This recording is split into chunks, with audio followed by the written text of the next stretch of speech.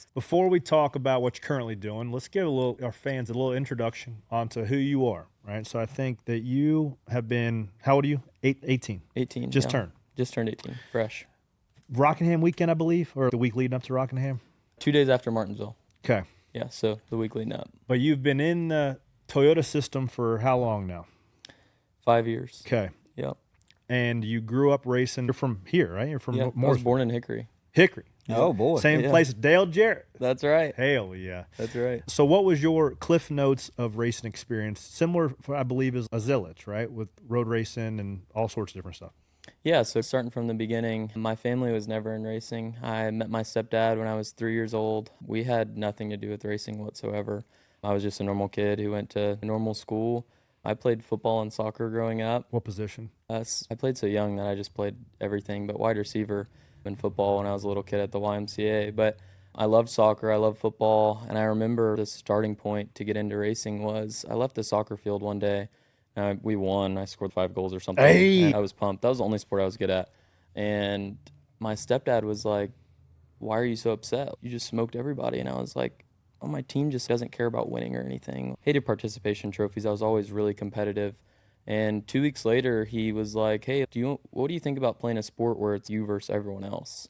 And as a 5-year-old kid, you're like, "That's the best idea I've ever heard." So now thinking about it, I'm like, why didn't he take me to a golf course or to go play tennis or something? And he brought me to the go-kart track. What go-kart track? GoPro Motorplex at the time. It's now called Trackhouse.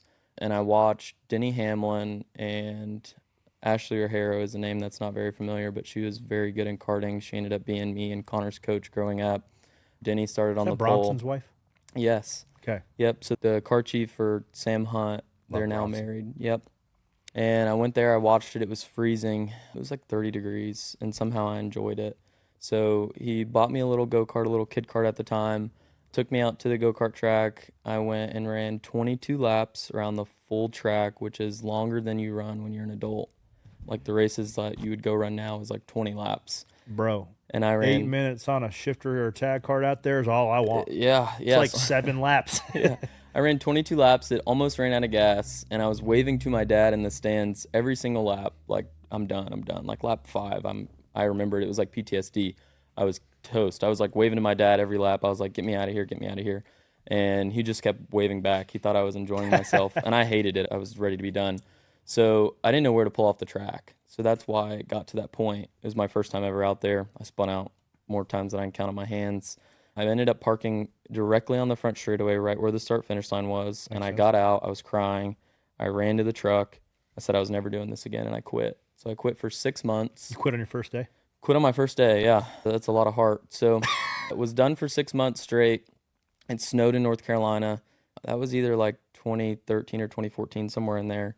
A lot of snow in Denver, North Carolina, and my dad had this little ATV, and he was doing donuts with his buddies, and I was like, "Hey, can I drive it?" And he was like, "No." I was like, "Please?" He said, "No." He was like, "But you can take the go-kart out that I bought you that you only ran one time." And I was like, "Sure." So I did a bunch of donuts in the snow, and I had a blast. He ended up convincing me to go back to the go-kart track for some reason. We ended up going back to the go-kart track when the weather got nice, and I fell in love with the sport. And we went to the go-kart track. We were practicing 3 days a week up till I started racing cars. Taught you where to pull off the track. If you're over it, just pull off. Yeah, his convincing was the weather will be nice and you'll know where to pull off the track. Yeah. And that was all I needed. So then you did, it's not WKA anymore. What is the sanctioning body that?